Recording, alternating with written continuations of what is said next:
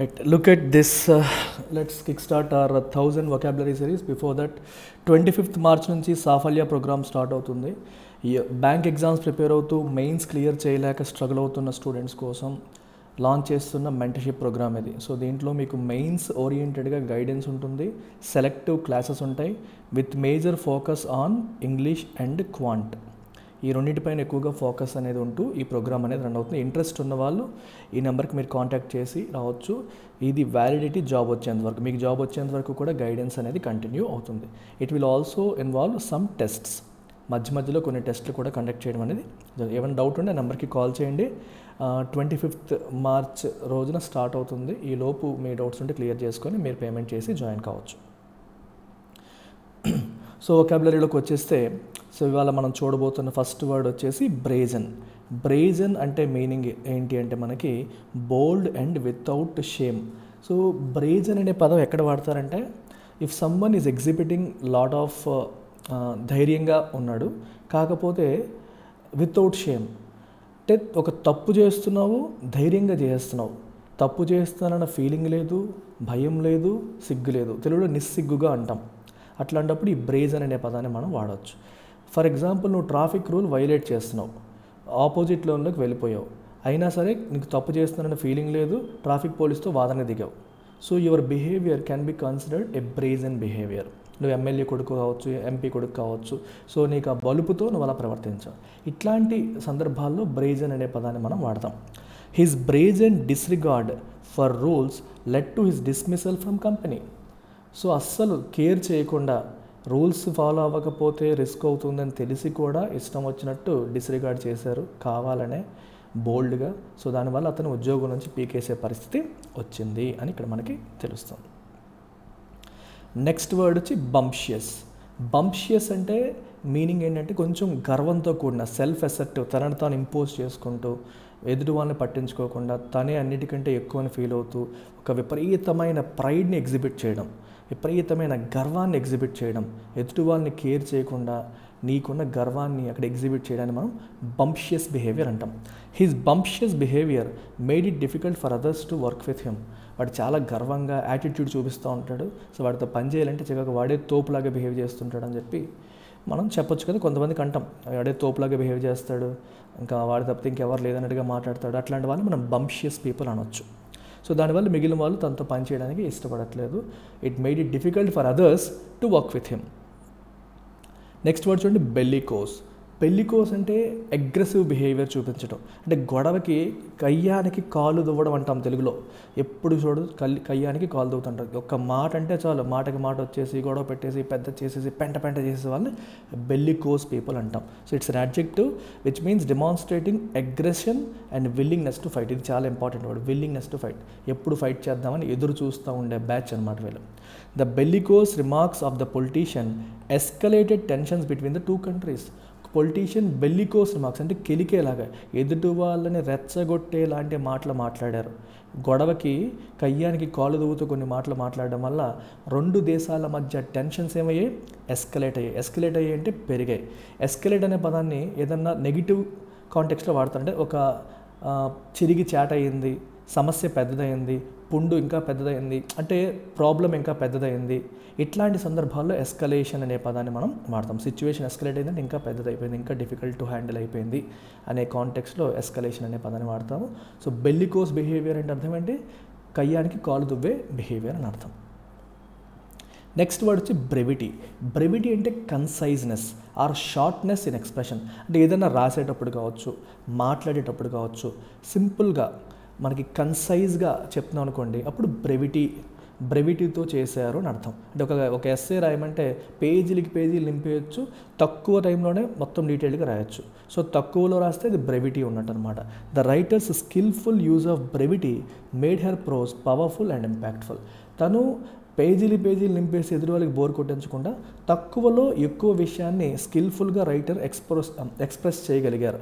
దానివల్ల ఏమైందంటే తన ప్రోజ్ అనేది పవర్ఫుల్ అయింది, ఇంపాక్ట్ఫుల్ అయింది, దాని చాలా ప్రభావవంతంగా ఉండింది అని మనం చెప్పొచ్చు. అర్థమైందా? బ్రెవిటీ అంటే కన్సైజ్, అంటే షార్ట్ అండ్ స్వీట్ అంటాం చూడండి, ఆ రకంగా మీరు తీసుకోవచ్చు. బాల్క్ అంటే మీనింగ్ ఏంటి మనకి? To hesitate or be unwilling to accept an idea. అంటే మీకు ఒక ఐడియా చెప్తే అది నువ్వు యాక్సెప్ట్ చేయడానికి, నేను ఒక ప్లాన్ చెప్పాను, ఆ ప్లాన్ నువ్వు యాక్సెప్ట్ చేయడానికి నువ్వు హెజిటేట్ చేస్తున్నావు, యు ఆర్ అన్విల్లింగ్. అలాంటప్పుడు she is balking at the idea అంటాం. చూడండి, she balked the idea of giving up her independence and moving back home. So ఆ ఐడియాని తను యాక్సెప్ట్ చేయట్లేదు, హెజిటేట్ చేస్తుంది. హెజిటేట్ చేస్తున్నారు, యాక్సెప్ట్ చేయట్లేదు, తటపటాయిస్తున్నారు అనే సందర్భంలో ఈ పదాన్ని మనం ఉపయోగించవచ్చు. సో ఇంగ్లీష్ ఇన్ఫినిటీ ఈ ప్రోగ్రామ్ ఏంటంటే మనకి UPSC, bank exams, SSC, CGL ఏ కాంపిటేటివ్ ఎగ్జామ్ అయినా సరే ప్రిలిమ్స్ నుండి మెయిన్స్ వరకు ఆల్ లెవెల్స్ ఆఫ్ కంటెంట్ మీకు 999 రూపీస్కి, మామూలుగా 3999, 999 రూపీస్కి మనం అందిస్తున్నాం విత్ లైఫ్ టైం వ్యాలిడిటీ. ఇవాళ మిడ్-నైట్ వరకు ఈ ఆఫర్ ఉంటుంది, మీరు జాయిన్ అవ్వచ్చు. ఈ నెంబర్కి కాంటాక్ట్ చేయొచ్చు, లేదా మన యాప్లో ఇంగ్లీష్ ఇన్ఫినిటీ అని టైప్ చేసి మీరు డైరెక్ట్గా పర్చేస్ చేసుకోవచ్చు. బేల్ఫుల్ అనే పదానికి మీనింగ్ ఏంటి? బేల్ఫుల్ అంటే థ్రెటనింగ్, హార్మ్ ఆర్ మెనేసింగ్. అంటే వీళ్ళు హార్మ్ చేసేలాగా, మెనేసింగ్ అని అంత డేంజరస్ అన్నట్టు అనమాట, భయపెట్టేలాగా.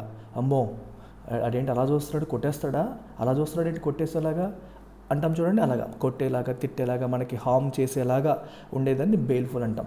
The baleful look in his eyes made her feel uneasy. అతని కళ్ళు బేల్ఫుల్ లుక్ అనిపిస్తుంది, అంటే మెనేసింగ్ లుక్. విలన్స్, సినిమాల్లో విలన్స్ చూస్తారు చూడండి, అది బేల్ఫుల్ లుక్ అనమాట. దానివల్ల తనకు కొంచెం అన్ఈజీగా అనిపించింది, ఇబ్బందిగా అనిపించింది. బిబ్లియోఫైల్ అంటే అర్థం పుస్తకాల బుక్ లవర్. సింపుల్గా చెప్పాలంటే బుక్ లవర్. బుక్స్ అంటే విపరీతమైన పిచ్చి అనమాట. ఏ లవర్ ఆఫ్ బుక్స్ని మనం బిబ్లియోఫైల్ అంటాం. The bibliophile spend hours browsing through the book store searching for rare editions.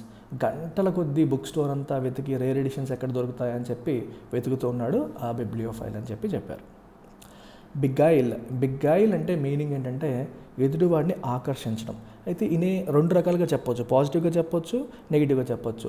అంటే ఆకట్టుకోవడం అనేది వాళ్ళని డిసెప్టివ్ వేలో మోసపూరితంగా ఆకట్టుకోవడం కూడా బిగ్గైల్ అవుతుంది, నార్మల్గా కూడా బిగ్గైల్ అవుతుంది. కానీ బిగ్గైల్ ఎక్కువగా మోసపూరితంగా అనే కాంటెక్స్లో వాడతారు. ఇప్పుడు చూడండి, చిట్ ఫండ్స్ రన్ చేసే వాళ్ళు కొందరు ఉంటారు, ఎక్కువ వడ్డీ ఆఫర్ చేసి they beguiled several people into investing in their chit funds by offering more interest. అంటే ఎక్కువ రిటర్న్స్ వస్తాయి అన్నట్టుగా వాళ్ళని ఆకర్షించి చిట్ ఫండ్లో ఎక్కువ మంది పెట్టుబడి పెట్టేలా చేశారు, తర్వాత డబ్బులతో ఉడాయించేశారు. సో బిగ్గైల్ చేశారంటాం. మోసపూరితమైన ఆకర్షణ మోసపూరితమైన. ఇక్కడ ఇచ్చిన ఎగ్జాంపుల్ మీకు న్యూట్రల్గా ఉంది, బట్ ఎక్కువగా బిగ్గైల్ అనేది మోసపూరితమైన ఆకర్షణ అనే కాంటెక్స్లో వాడతాము, జాగ్రత్తగా గుర్తుపెట్టుకోండి. The magician's tricks beguiled the audience leaving them wondering how he did it. So magician యొక్క ట్రిక్స్ వీళ్ళని సమ్మోహంలోకి పడేసాయి. సో ఎలా చేశాడబ్బా, ఏంటబ్బా ఎంత బాగా చేశాడు అనే రకమైన ఆకర్షణలో వాళ్ళు పడిపోయేలాగా మెజీషియన్ ట్రిక్స్ అనేవి ఉన్నాయి. బట్ ఎక్కువగా బిగ్గైల్ అనే పదం మోసం చేయడం, ఆకర్షిస్తూ మోసం చేయడం, ఆకర్షణతో కూడిన మోసం అనే కాంటెక్స్లో ఎక్కువగా వాడతారు. మీకు బైకామెరల్ పాలిటీ, జనరల్ స్టడీస్లో పాలిటీలో మీరు వింటారు. Having 2 separate chambers or legislative houses. అంటే మనకి లెజిస్లేటివ్ కౌన్సిల్, లెజిస్లేటివ్ అసెంబ్లీ రెండు ఉంటే అది బైకామెరల్ లెజిస్లేచర్ అని చెప్పేసి మనం అంటాం. The countries bicameral system required the approval of both houses of parliament. మనకి పార్లమెంట్లో కూడా లోక్సభ, రాజ్యసభ, అలాగే స్టేట్ లెజిస్లేచర్లో state legislative assembly, state legislative council రెండు ఉంటే బైకామెరల్ అనమాట. సో బైకామెరల్ లెజిస్లేచర్ ఉంటే బోత్ హౌసెస్ నుంచి అప్రూవల్ ఉండాలి, అప్పుడే బిల్ అనేది అప్రూవ్ అయ్యి చట్టంగా మారుతుంది. That is the meaning of bicameral. Then bipartisan అంటే రెండు పార్టీలు, involving the cooperation of 2 political parties that usually oppose each others policies. ఒకళ్ళ పాలసీస్ని ఒకళ్ళు అపోజ్ చేసుకునే రెండు పార్టీల కోఆపరేషన్తో కూడిన అని meaning. So we need bipartisan discussion on this అన్నాం అనుకోండి, రెండు పార్టీలు దీని మీద కూర్చొని డిస్కస్ చేసుకోవాలి. వీ నీడ్ బైపార్టిసన్ కోఆపరేషన్ అన్నాం అనుకోండి, రెండు పార్టీలు కూర్చొని మాట్లాడుకోవాలి. వీ నీడ్ బైపార్టిసన్ సపోర్ట్ అన్నాం అనుకోండి, రెండు పార్టీల సపోర్టు ఈ అంశంలో అవసరం అని అర్థం. The bipartisan committee worked together to draft legislation that address the needs of both parties. రెండు పార్టీల నీడ్స్ని అడ్రస్ చేసేలాగా బైపార్టిసన్ కమిటీ కూర్చొని వర్క్ చేసి డ్రాఫ్ట్ లెజిస్లేషన్ని సిద్ధం చేసింది అని దీని మీనింగ్. సో ఇంగ్లీష్ ఇన్ఫినిటీ మరొకసారి చెప్తున్నాం, దీంతో 100 వర్డ్స్ మన 1000 వొకాబులరీ సిరీస్లో 100 వర్డ్స్ ఇవాళతో కంప్లీట్ అయ్యాయి. So will continue the series till we reach 1000. Take care. నచ్చితే లైక్ చేయండి. ఈ వర్డ్స్తో మీరు కూడా సెంటెన్సెస్ ఫ్రేమ్ చేసి కామెంట్స్లో పెట్టండి. ఫ్రెండ్స్ అందరికీ షేర్ చేయండి. బుక్లో నోట్ చేసుకోండి. That's about it. Take care. Bye.